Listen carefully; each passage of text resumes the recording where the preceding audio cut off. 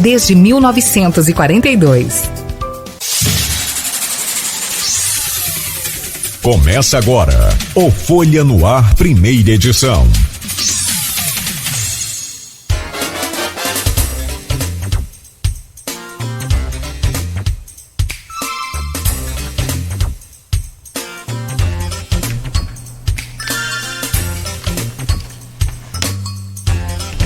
Terça-feira, 27 de dezembro de 2022. Começa agora pela Folha FM 98,3, emissora do Grupo Folha da Manhã de Comunicação. Mais um Folha no Ar.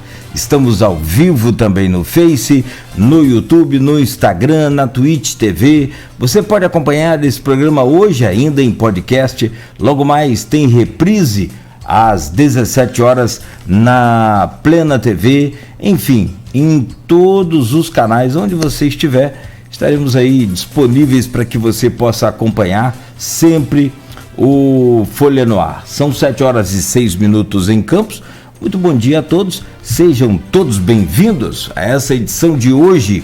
E a gente começa com a previsão do tempo, e já começou chovendo aqui no centro da cidade hoje pela manhã, né? Chuva fraca, mas a previsão é de tempo nublado para Campos hoje, com condições chuvosas no decorrer do período. A máxima é de 29, a mínima é de 22 graus. Agora faz 23 graus e já com a sensação térmica de 26 graus. Isso porque a umidade relativa do ar é de 93% neste momento.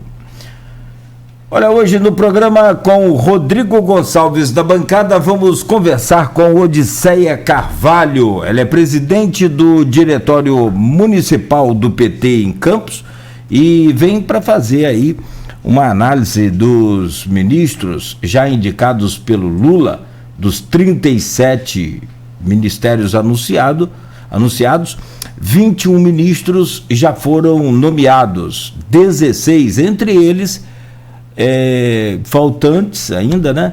A Simone Tebet deve inclusive ser anunciada hoje. Vamos aguardar.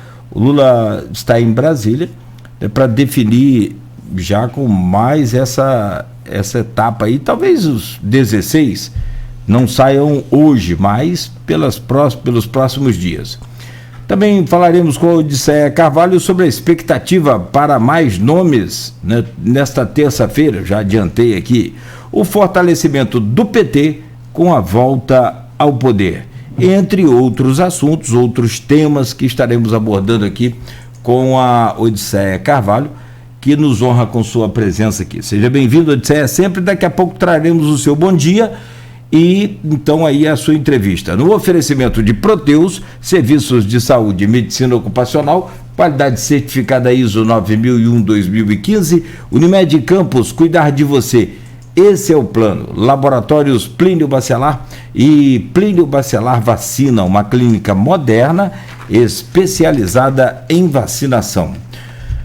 Nos destaques de hoje do portal folha1.com.br, comerciantes questionam e INEA informa, obra do DIC será em pelo menos 180 dias. Reunião para discutir várias questões relacionadas ao incidente causado pela chuva no último dia 19 foi marcada pelo presidente da CDL Campos. Portanto, né, a obra não deve ser concluída em menos de 180 dias, menos de 6 meses.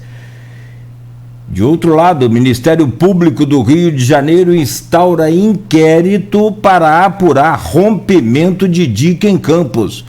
Há uma conversa, né, de que a concessionária fornecedora de água e esgoto no município poderia ter provocado com o rompimento da sua adutora, que fornece água aqui para a região central da cidade, boa parte da margem direita do Rio Paraíba, e aí sim teria se rompido ali o dique por conta desse problema causado nessa adutora. E então há toda uma investigação a partir de agora, e acho justo também, né? A população precisa saber. Incêndio em lanchonete no Centro Histórico de Campos. Corpo de Bombeiros foi acionado para conter as chamas no prédio. Já é o segundo incêndio aí no final desse ano, né? Minha nossa, é chuva demais, fogo, pai do céu. Final de ano as coisas parecem que... Forças de Segurança e Prefeitura traçam ações para o verão 2023 no Farol. Reunião contou com representantes da Polícia Civil, Militar, Subsecretaria de Turismo e também Guarda. Pescador cai de barco, nada por 8 quilômetros até Boia do Porto e é resgatado. Morador de Atafona não fazia contato com a família desde domingo.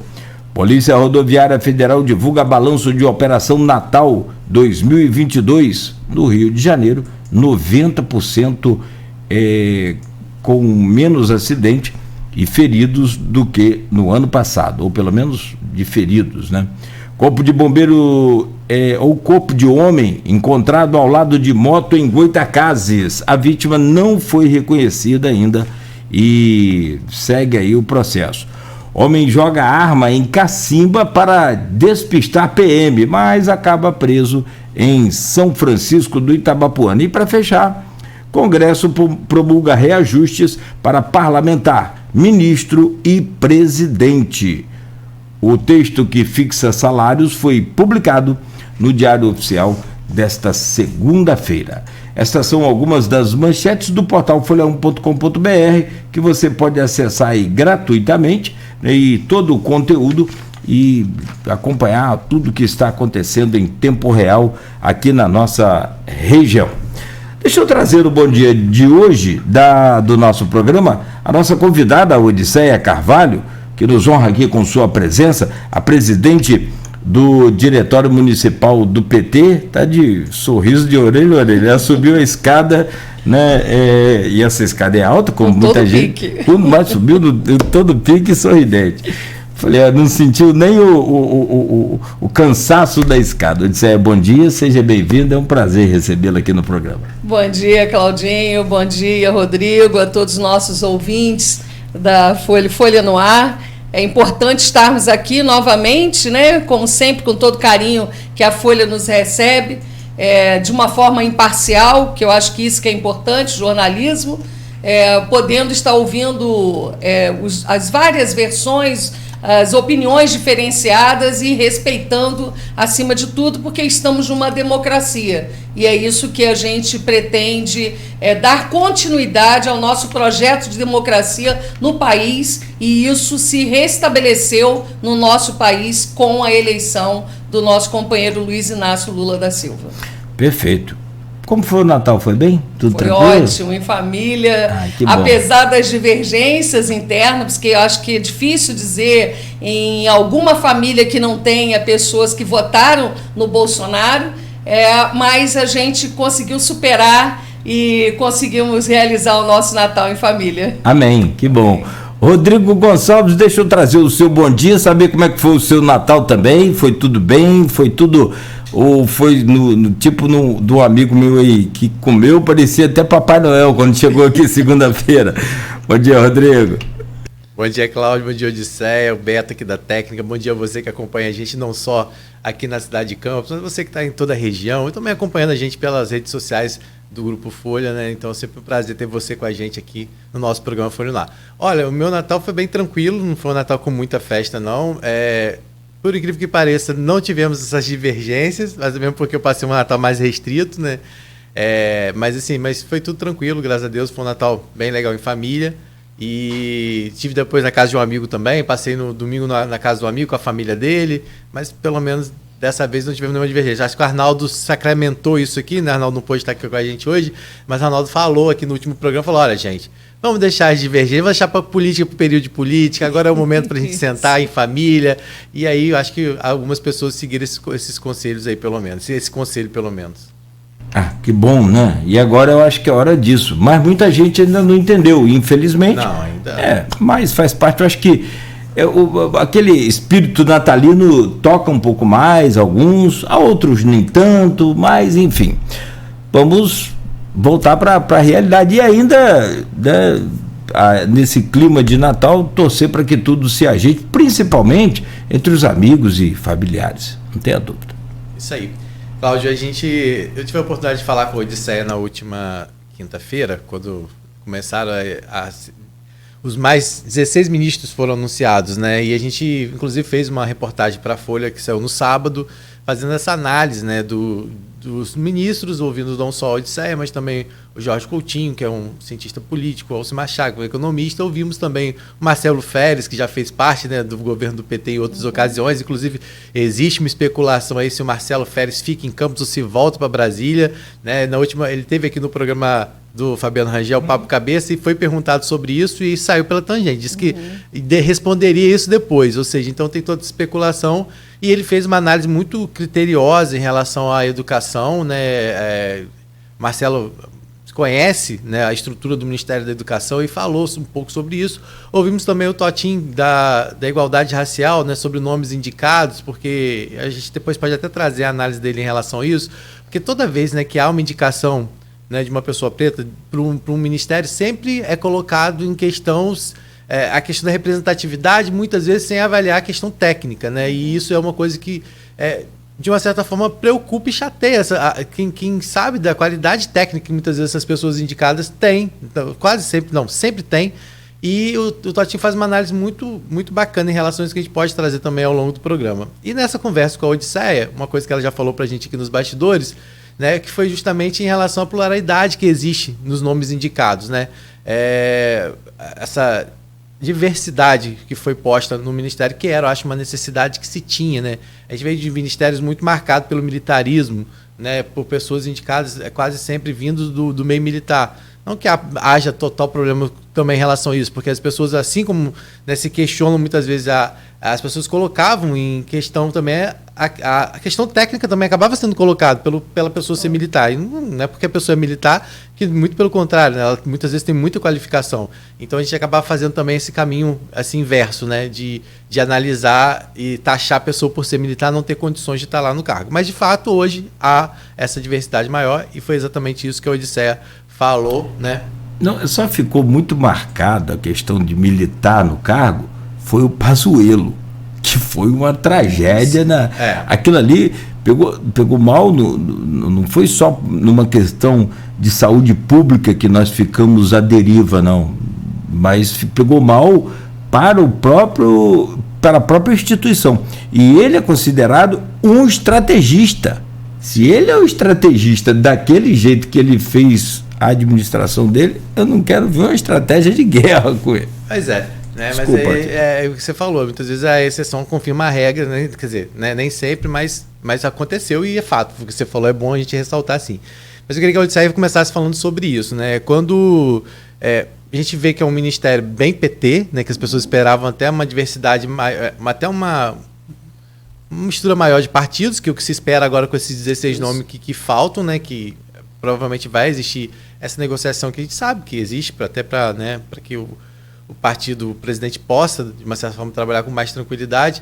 Mas eu queria que você falasse sobre isso. O que você viu até agora, se realmente te agradou, e como você tem avaliado também essa questão das críticas que às vezes também surgem a determinados nomes. Primeiro, dizer que a preocupação do presidente Lula ao montar esse ministério, o governo dele em si, como ele mesmo fala, é mais fácil ganhar a eleição do que montar o governo, porque você tem que, de uma certa forma, contemplar os partidos políticos que apoiaram, né, tem a visão técnica e tem a visão política. Porque nós somos políticos, né, de essência. Não estou falando de política partidária, mas nós temos que estar com pessoas à frente do Ministério que realmente possam também ter esse viés político-administrativo enquanto gestores e gestoras, né, porque tem várias mulheres, mas o que me encantou na escolha dos nomes foi justamente essa diversidade. Homens, mulheres, negros, negras, né? Ou seja, vai ser um ministério que representa a cara do povo brasileiro. E, para isso, a gente está apostando que todos tenham competência para estar à frente. E o Lula é muito rigoroso. Ele chega a ser chato em cobrar realmente, porque a gente sabe, né, se ele, enquanto um operário, né, um trabalhador, esteve no poder, né, deu certo dentro da perspectiva do que ele procurou fazer, principalmente para o povo mais humilde. Agora, ele não pode errar jamais. Né? Nós temos que pegar os erros do governo passado, dos governos, né, nossos, e aprimorarmos. E ele tem toda a habilidade e consciência de que ele precisa fazer isso. E, por isso, a cobrança em cima dos ministérios vai ser bastante intensa. Nós tivemos ali alguns partidos já contemplados, né? A irmã da Marielle Franco, né, da igualdade racial. Nós temos realmente uma parte que é bem petista, como o Alexandre Padilha, como o próprio Haddad, né, e muitos outros. A Aparecida Gonçalves, eu trabalhei na Secretaria Especial de Política para as Mulheres, e a Cida, que o Lula chama de Cidinha, ela sempre cuidou dessa parte da violência contra a mulher. Então, ela já tem experiência, né, nos governos de Lula e Dilma. A gente estava lá junto, fazendo os projetos. A implementação da Lei Maria da Penha pelo país afora foi justamente em 2004, no governo de Lula, com a ajuda da Cida, ou seja, são pessoas técnicas, né? O Haddad, por exemplo, na Fazenda, pessoa de total confiança do presidente Lula, está se cercando de uma equipe técnica de primeira linha, né? Apesar de, assim, a gente brinca com isso, né? Bem paulista, mas, como ele mesmo falou, são pessoas que conseguiram tirar, né, São Paulo de algo que era déficit para superávit, né? Então, são pessoas, o Seron, principalmente, que ele citou muito na hora que ele fez a explanação, e, além disso, a gente não pode deixar de falar da Nízia. Da Nízia, Fiocruz, não né? é? Nós estávamos falando aqui nos bastidores do Pazuello, diferente do Pazuello, que tentou fazer algo e depois teve que recuar e dizer amém a Bolsonaro, porque obedece quem tem juízo, foi essa a fala dele, né? A Nízia é presidenta da Fiocruz, uma socióloga, né, que tem conhecimento da área de saúde e que vai dar, no meu entender, vai dar um banho na área da saúde, que é o que a gente precisa e deseja. Na área da educação, a gente também está dentro dessa perspectiva. Agora, a gente acredita que hoje, na reunião, inclusive, com a Tebet, o MDB e os demais partidos políticos que ainda não foram contemplados, que a gente possa estar também contemplando as forças políticas, sem deixar de ter o viés técnico. Porque, muitas das vezes, você que está à frente, você pode não ser o técnico, mas ser o político que se acerque, né? Fique cercado de pessoas técnicas que vai dar um andamento. Mas a gente conseguiu tentar minimamente reunir o político com o técnico, que eu acho que isso é muito importante. Você acha, falando, né, o Cláudio falou sobre isso, o Haddad, né? O Haddad foi um dos primeiros nomes a serem anunciados, até pela confiança que o Lula tem, né? Mas muita gente questionou isso. O Haddad na Fazenda, por que não o Haddad voltar, né? Ele já foi ministro da Educação, isso. Por que não voltar para a educação? Como que você avaliou isso? Você falou da questão da equipe técnica, que ajuda muito, mas é basicamente um cargo que as pessoas levaram mais pelo lado político apenas. Você avalia dessa forma? Como é que é? Na verdade, o Haddad é uma pessoa de total confiança, né, do presidente Lula. E, neste momento, ele vai precisar de alguém que tenha essa confiança extrema para poder tocar, né, os principais projetos do nosso país. E a equipe apresentada por Haddad é de primeiríssima linha e são pessoas técnicas, servidores públicos, diga-se de passagem, são servidores públicos, então pessoas que já fazem o trabalho, e aí houve essa indicação. Então, eu acredito que precisou unir essa questão técnica com a questão política. Até porque o Haddad ele é advogado, ele é professor, tem tem conhecimentos sobre o assunto que o permitem estar ocupando esse... De São Paulo, prefeito né, de São Paulo, tem conhecimento, porque vamos dizer, o capacita estar nesse cargo enquanto ministro da Fazenda. Só reforçando, a nossa preocupação é com a Tebet, porque a Tebet, na verdade, ela foi fundamental no segundo turno. Isso não tenha dúvidas, né? E ela é uma pessoa que você percebe, né, o empenho dela, a garra dela e a competência. E aí a gente realmente vai precisar, existe aí a suposição do Ministério do Planejamento, não como um apêndice, né, da economia, mas com funções realmente que vai trazer o desenvolvimento para o nosso país. Havia sido cogitada para o Ministério do Desenvolvimento, mas aí não foi possível, o Wellington, né, acabou assumindo, mas a gente acredita que hoje, com esta conversa com o presidente Lula e o MDB, a gente consiga ter a resposta, né, que a gente deseja para Simone Tebet. Inclusive, Cláudio, no G1, hoje, né, no Globo.com, as principais notícias estão relacionadas justamente a essa conversa da Tebet hoje com o presidente Luiz Inácio Lula da Silva, né? As pessoas falaram da ausência tanto da Tebet quanto da Marina nos 16 nomes que foram citados lá atrás. A Marina, a gente sabe... Já tá, nos últimos 16 agora, né? Foram 5 primeiros indicados, que veio a Haddad mais 4 na primeira leva, depois vieram os 16, e aí quando veio o maior número de ministérios, sentiu falta tanto da Marina quanto da Tebet, né? E a Tebet hoje, então, tem essa conversa fundamental com... A gente daqui a pouco pode até dar uma passadinha lá para a gente ver o que está sendo tratado, mas fala muito dessa questão que ela quer um fortalecimento no Nordeste, né? A Tebet, a gente sabe que ela se coloca aí já, antes mesmo de começar o governo Lula, como uma possível candidata, né? A sucessão do Lula. As pessoas falam que o Lula não será mais candidato por conta da idade. E aí, antes de começar o governo, as pessoas já começam a olhar lá na frente, né? Então a gente sabe que vai ser um governo difícil, por tudo que vem sendo noticiado também. Agora, mais recentemente, o Congresso também, né? Por mais que tenha aprovado a PEC da transição, a gente sabe que as coisas não vão andar muito bem também, porque deixa aí já 79 bilhões, né? Acima despesas, do teto, né? De despesas. Então, assim, tudo isso a gente sabe que não vai ser fácil. Mas ainda voltando a falar sobre essa questão dos ministros, a gente viu, por um lado, né, o Haddad, e por outro lado também uma posição muito estratégica, além de vice-presidente da República, né, eleito, o Geraldo Alckmin assume, então, o desenvolvimento, indústria e comércio, que é uma outra pasta muito importante. O Geraldo Alckmin, 4 vezes governador, né, entrou também com um papel muito importante nessa campanha. Então, acho que também acaba sendo fiel da balança também dentro do que se pensa, né, em relação por mais que se pensasse num governo muito PT, né, assim, tem lá o Geraldo Alckmin, não só como vice-presidente, mas também ocupando um cargo importante, né, que eu acho que a gente precisa hoje de desenvolvimento. Exatamente. Inicialmente, tinha se falado que o Alckmin não seria, né? O próprio Lula falou isso, que o Alckmin não seria ministro.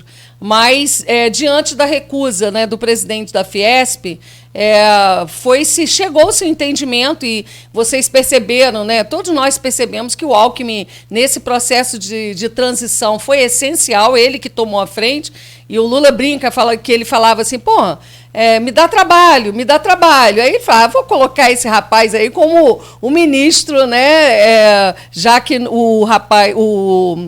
o presidente da Fiesp não aceitou, teria que ser realmente o Alckmin, justamente por esse perfil, né, de ser a pessoa indicada para poder fazer esse trabalho frente ao nosso governo. Então, a gente espera que o Alckmin não seja, né, e não será, né, um traidor, né, como foi o Temer. A gente acredita que o Alckmin será um José Alencar, né, que ficou fiel a todas as propostas, fazendo esse intercâmbio, principalmente com os empresários, grandes empresários, até o seu falecimento, né, no segundo governo do Lula. Então, a gente acredita que ele tem essa marca do José Alencar e não do Temer. Vamos ver, né? Mas esperar. A torcida é que a gente possa, pelo menos, assim, né, ter a proposta da pasta dele é muito importante, porque muito se fala, né? Eu estava conversando com o Alcimar né, tentando analisar um pouco mais aí Osmar Chagas, que é né, professor da UENF e também economista, analisando um pouco essa questão e pedir a ele uma análise mais voltada à parte econômica, mas ele acabou fazendo uma análise de forma geral, que a gente depois até pode dar uma passadinha lá na matéria da Folha para falar sobre isso.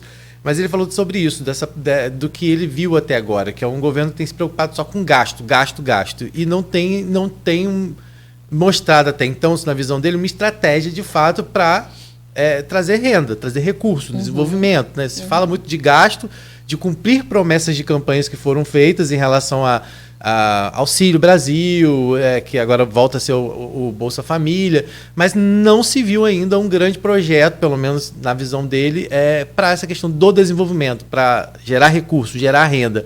Eu acho que a vinda do Alckmin talvez cumpra, pelo menos traz essa expectativa. E ele falou em relação à equipe técnica, né, que claro, falando mais diretamente da da indicação do Haddad para a Fazenda, que são nomes políticos e não seriam nomes técnicos, mas ele fala a respeito do grupo técnico. Ele falou, não adianta você ter à frente do BNDES alguém técnico se você não tiver alguém à frente do Ministério também que né, vá de acordo, né, que concorde com o que está sendo proposto pela equipe técnica. Você acha que vai ter essa dificuldade? Ou seja, você acha que a equipe técnica não vai conseguir colocar em prática? Muito pelo contrário.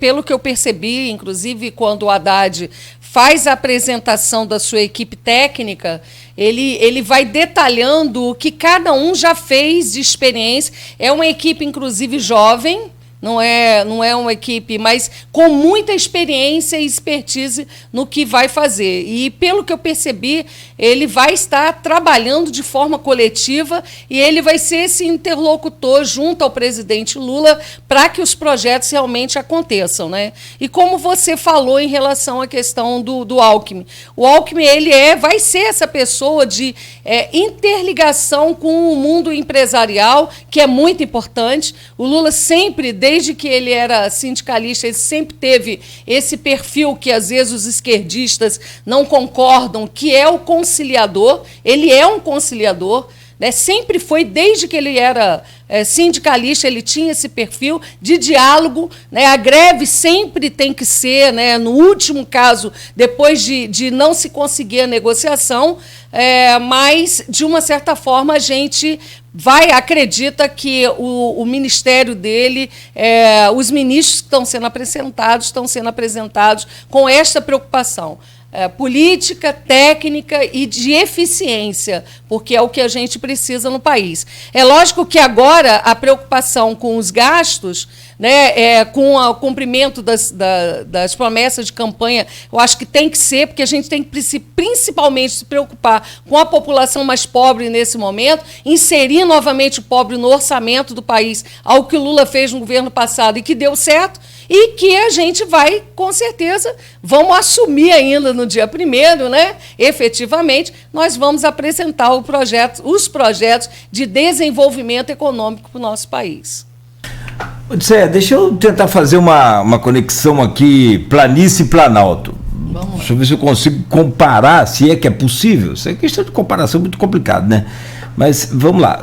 Mas não fazendo juízo de valores de pessoas, mas de capacidades técnicas de governos desproporcionais. Por exemplo, municipal para federal. Do governo de Rafael Diniz, uma das grandes críticas ao governo dele foi a formação da equipe dele. No governo do Vladimir, uma das coisas mais elogiadas é a formação da equipe dele. Claro que nem tudo é perfeito, nem para lá nem para cá. Estou fazendo juízo de valor, estou falando a impressão de rede social e de conversas com a população e com os especialistas. Mas eu gosto mais da população. Os especialistas são técnicos, eles cravam ali e acabou. E são especialistas para isso. Mas falando de população, o governo Rafael, então, errou em alguns nomes. Tá, isso, população. E o governo Vladimir acertou na maioria dos nomes. E, de fato, aí até eu concordo, porque eu falei pessoalmente com ele nesse programa. Falei, uma das coisas que você mais acertou foi na formação da sua equipe. É o chamado cabeça branca, que rolou muito em Campos aqui, que faltava na do Rafael para alguns. Essa história de cabelo branco ou não, isso para mim o que importa é a competência do cidadão. Se ele tem 500 anos, ou 50, ou 5, para mim não importa. Tem competência, ele assume. Mas o que é muito importante a gente discutir nesse momento, a Simone Tebet, você demonstrou uma preocupação que eu sinceramente não sei se o grupo, a alta cúpula do PT está demonstrando, mas nós vamos falar sobre a Simone no próximo bloco, que inclusive já foi cogitado por gente lá de dentro, que ela pode assumir a vaga de Lewandowski no STF. Porque negociar ministério é um negócio, negociar, né? Encontrar a solução para os nomes é muito difícil. Você botar a Simone no Ministério da Cidade, beleza. Mas tem vários partidos que querem, inclusive a cúpula do União Brasil quer o Ministério da Cidade. Da Cultura, você pode ver que a estratégia dele foi cravada também com um nome muito popular. A minha pergunta é, ele cometeu um erro no primeiro governo dele, não na formação do primeiro escalão, mas de impor secretários do PT para ministros de outros partidos, do tipo, a Odisseia escolhe o Cláudio Nogueira para ser diretor da escola dela, mas coloca a secretária de Cláudio como o braço direito da Odisseia. Ou seja, tem sempre uma pessoa ali, e isso dificultou muita coisa para ele lá na Câmara Federal. No primeiro mandato dele, se lembra, muita coisa passava, mas passava no sufoco por conta desses primeiros secretários. Como é que você vê isso agora? Será que esse erro vai se repetir? Eu acredito que não, Claudinho. Eu acho que, por exemplo, esse primeiro apresentação dos ministros estão sendo dos partidos mais próximos da campanha. Então, já está contemplado o PCdoB, o PSOL também, e outros partidos dentro do Ministério, então, das forças políticas. Lógico que a preocupação do Lula, nesse primeiro momento, é contemplar todas as forças políticas que fizeram parte, não só do primeiro turno, como do segundo. Então, acho que isso já é um acerto. Mas essa preocupação na formação do Ministério, como eu falei, não pode ser só política, tem que ser política e técnica, ou se acercar de pessoas que tenham esse conhecimento técnico. Que aí eu estou citando especificamente o caso do Haddad, que eu já via, né, a apresentação da equipe dele é toda técnica. Então, ele tem esse diálogo, é a pessoa de confiança do Lula, e ele foi prefeito de São Paulo, então ele tem a competência política e técnica. Então, acho que isso é uma coisa importante. E eu acredito que, na verdade, e ali você vê pessoas que são cabeça branca, né, vamos dizer assim, e também uma parte mais jovem. Então, até nisso, essa diversidade e pluralidade a gente conseguiu perceber na composição. E, lógico, se não atender a expectativa, a gente vai ter que mudar, mas sempre ouvindo e dialogando com os demais partidos. Você falou em relação à questão dos governos, de Rafael e do Vladimir. No governo do Rafael, eu cansei de falar isso por ele, apesar da equipe dele ser uma equipe jovem, mas não tinha experiência de vivência como a gente entende que a população de Campos precisava ter. Né? Então, tinha algumas pessoas que eram da academia, diretamente da academia, para o poder público, né? Vamos dizer assim, para desenvolver políticas públicas. E eu falava para ele, precisa dialogar com o povo, né? Precisa ver as necessidades da população. E isso acabava se distanciando. Dava a impressão que nenhum deles acordava às 5 horas da manhã para pegar um ônibus, nunca fez isso, entendeu? Então, acho que a gente, quando está à frente de uma gestão, você precisa ter as experiências para saber qual é o interesse da população. O Vladimir acerta nesse aspecto, ele tem um diálogo maior. Você sabe que eu sempre fui anti-garotinho, né? Rosinha, Garotinho, nós sempre fomos oposição, mas o Vladimir me parece ter um perfil diferenciado dos pais. Tanto é que a gente percebe a não interferência dos pais na administração pública dele. Ele criou um marco dele, pelo menos está tentando, né? Está tentando criar esse marco e, de uma certa forma, ele faz o papel que é de dialogar com a população. Ele não tem medo de ir no povo. Rafael ficava mais nos gabinetes, né? E a gente falava isso, reúna os movimentos sociais, porque Rafael é uma pessoa, eu considero ainda uma pessoa muito séria, né? Então a gente falava, reúna com os movimentos sociais, reúna com a população, converse, dialogue, fale o que está acontecendo no seu governo, né? Mas, infelizmente, isso não aconteceu. São realidades diferentes de governo em relação também, financeiramente. Tem que se ressaltar isso, mas acho que fazendo essa análise do governo Rafael, foi o que você falou, acho que faltou a cancha administrativa, de gestão administrativa de uma prefeitura. É difícil, gente. É muito difícil. É muito difícil. A estrutura de prefeitura não é uma coisa fácil. Não, sim, claro. São tempos diferentes. Sim. Aqueles tempos do Rafael, tivemos participações especiais zeradas. Zeradas. Eu nunca tinha visto. E agora teve participação recorde em comparação até exatamente anos anteriores. Então, assim, a questão que eu citei é a formação da equipe. Isso aí. Exatamente. Não tem exatamente. nada a ver com o governo. Mas a formação da equipe, né, Cláudia, que você falou. E que não fazendo juízo de valores. Boas pessoas, boas capacitadas. Competentes. E o Rafael é um bom caráter. A vantagem dele é essa. Agora, administrar é diferente. É outra coisa. Não tem como. Porque a pessoa, às vezes, tem a experiência, né, técnica, mas na prática as coisas mudam totalmente. Isso não é só... Exatamente. Isso é em qualquer profissão. Então, e aí faltou também que as pessoas falavam muito essa questão da articulação política. Tinha que ter. Você tinha que ter a equipe técnica, mas você tinha que ter o articulador político. Você tinha que ter aquela pessoa que sabe como se portar diante de empresas, diante do que é a estrutura. Então, às vezes, se perdia muito tempo, às vezes, até a pessoa ganhar essa experiência para poder ir para a linha de frente mesmo, para sentar, às vezes, com um secretário de estadual, né? Porque a pessoa, para sentar com um deputado, ela precisa ter essa articulação política, saber como funciona muitas vezes o trâmite, que na prática não é como é na teoria. Exato. A gente pode estudar gestão pública, mas... Diz que na prática a teoria é completamente diferente, né? Eu me lembro do nosso saudoso Macou, né? Que fez parte no final ali do governo, dentro dessa perspectiva de já com a experiência que ele sempre teve, de administrar, né, o Álvaro Alvim e de trazer essa experiência para dentro do governo, mas foi muito pouco tempo. Então... E agora a gente está quase indo para o intervalo, né, Cláudio? Mas a gente volta depois falando um pouquinho da Tebet, para a gente até dar uma lida no que está hoje já rolando em relação à Tebet lá, né, do que é.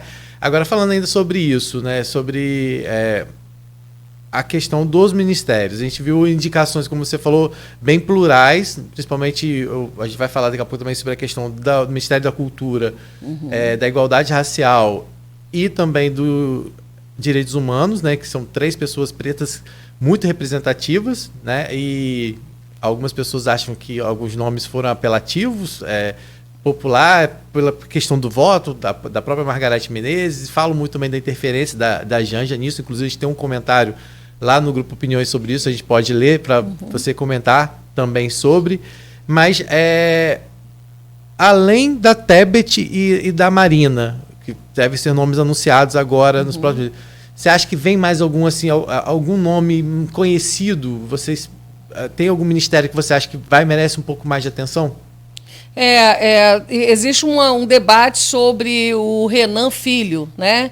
Que também, para contemplar não só o partido, como também por ser uma pessoa com competência para estar atuando enquanto ministro. Então, a Tebet, eu entendo que a gente hoje se resolve essa situação, né? Ela queria realmente ou o desenvolvimento social ou do meio ambiente, né? Aí tem a Marina aí na disputa, que a rede não abre mão, né?